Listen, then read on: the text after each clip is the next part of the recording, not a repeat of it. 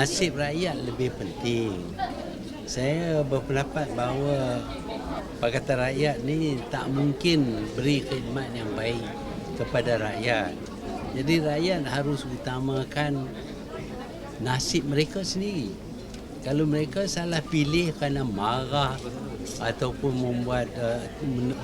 mempercayai tuduhan-tuduhan palsu terhadap BN, dengan itu mereka pilih calon parti lawan, saya ingat rugi. Sebab itulah rakyat harus berhati-hati. Ya, PAS pun berhak juga untuk jadi menteri besar. Tak bolehlah dia satu parti itu saja.